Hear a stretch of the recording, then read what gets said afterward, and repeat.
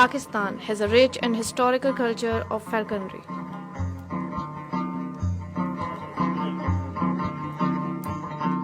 Birds of prey migrate every year around autumn, cross the Himalayan ranges and enter Pakistan through the beautiful valley of Chitrali.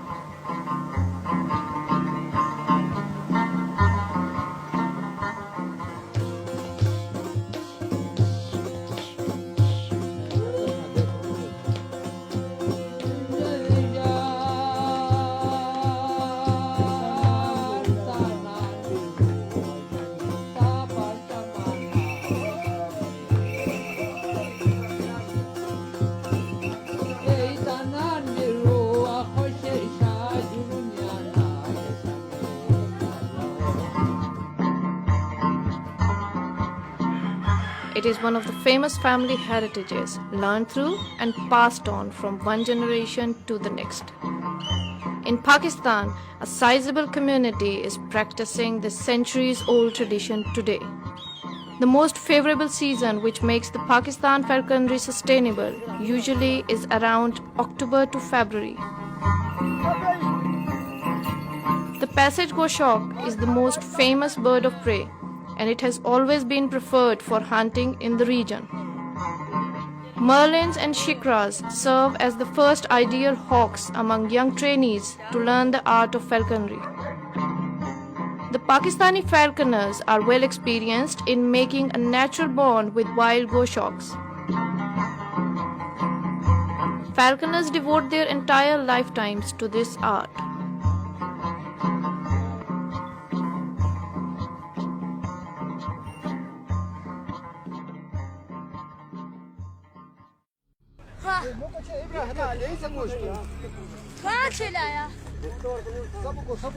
A small underground chamber is prepared with a sky hole covered with leaves and branches. This is called eucrage. A partridge, known locally as chakor, is left on the roof. Its legs are tied with a rope and the other end of the rope is in trapper's hands, who is hiding in the chamber. He keeps waiting until a goshawk makes an appearance and attacks the chakor.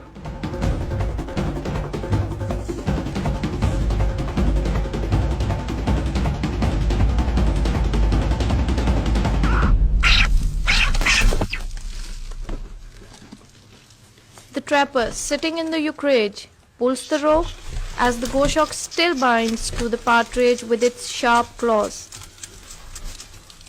Slowly the chakor, along with the goshawk, fall into the chamber through the hole, and the trapper quickly grabs it from its legs.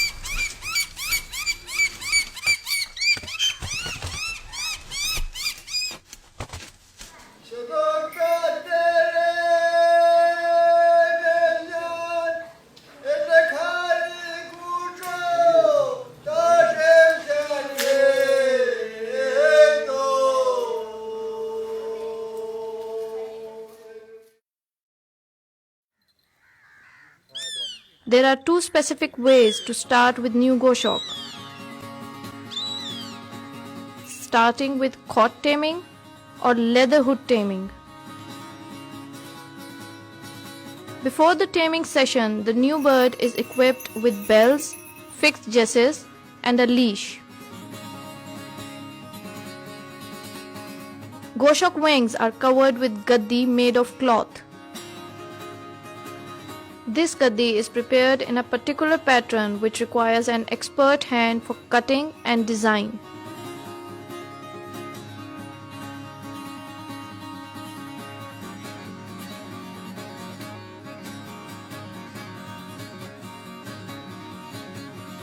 When the goshawk is equipped with decorative accessories, it is taken to the man's world. The falconer has placed the hawk on a traditional bed in a busy market street at dawn.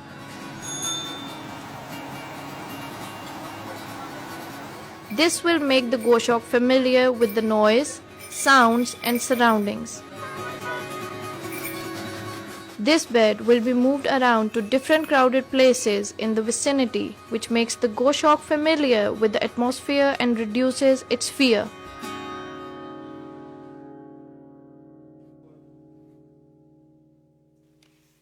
A specially made hood made of leather is placed over the head of the hawk.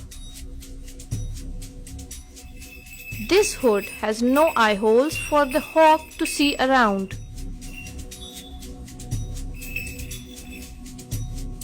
Perched on falconer's fist, the bird starts learning balance and hand touch of the falconer.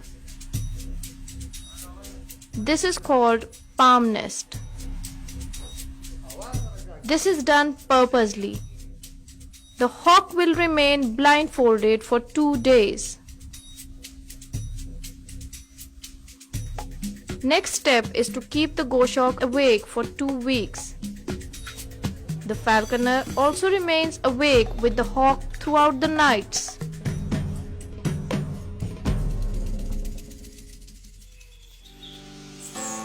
The goshawk is fed with pigeon meat every morning and evening. A dog is always kept around during the taming session, which establishes and strengthens a bond in between the hunting partners. On the 3rd day, 2 tiny holes are made in the hood for the hawk to peep out. The goshawk will get more familiar with atmosphere around visually as well. This is a slow process and a game of patience. The goshawk often appears lazy and tired during this phase of taming.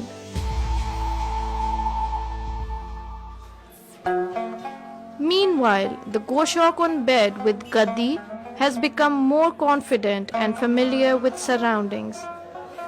A trust is gradually developing between goshawk and the falconer.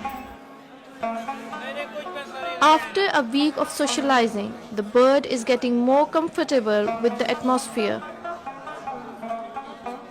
A live but captive prey is often offered to the hawk from time to time, which increases its courage, confidence, and trust with the falconer.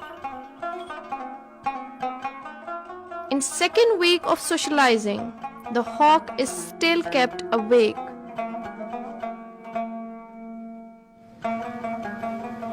During daytime, it is kept moving all around on roads, on shops.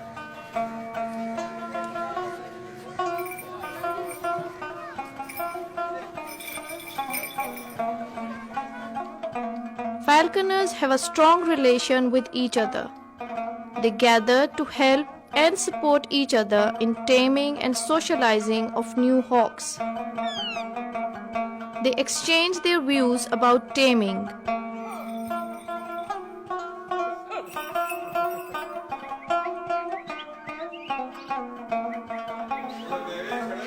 Days and nights are spent in helping and advising each other. Especially the night sessions are very interesting and joyful. Chit-chat, tea and green tea is enjoyed. Washed, deep-blooded meat is an appropriate food for the hawk to keep it under flying weight.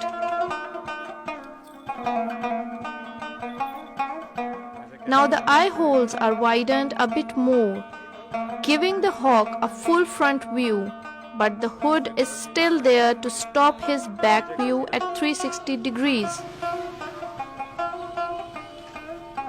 Soon, the leather hood is also removed in a very busy and crowded place.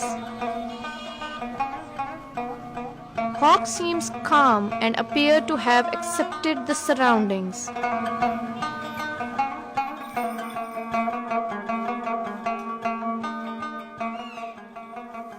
The falconer observes the hawk's attitude, flying back to his fist to assure his bond with hawk.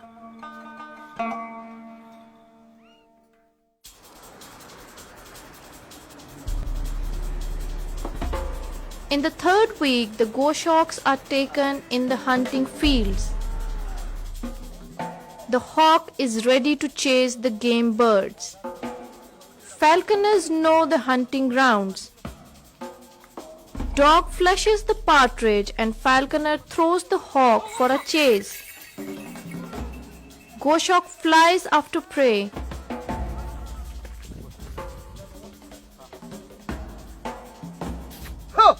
falconer makes a call and goshawk responds him, and the bell sound guides the falconer to the location, catches him in bushes.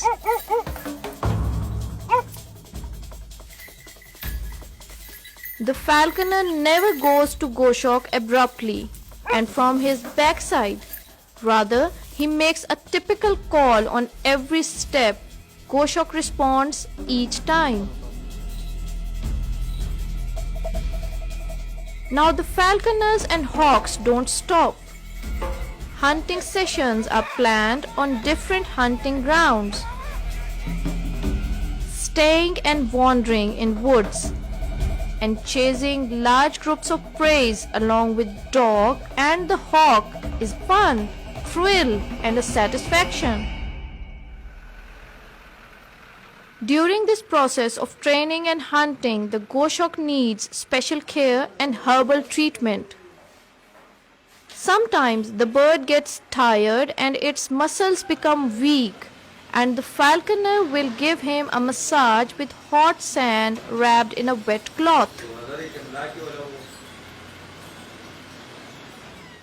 They molt their birds with great expertise. Temperature-controlled mud rooms are built with proper traditional perch. Herbal medication is used for molting.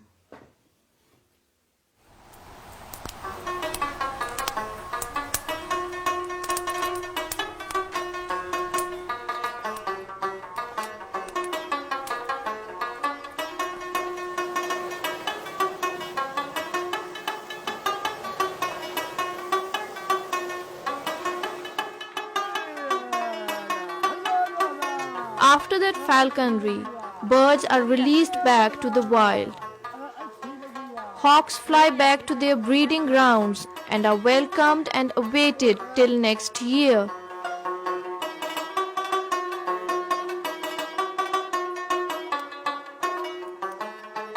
Some extraordinary birds are kept for molt and are handled with special care so as to make them fly in the next season.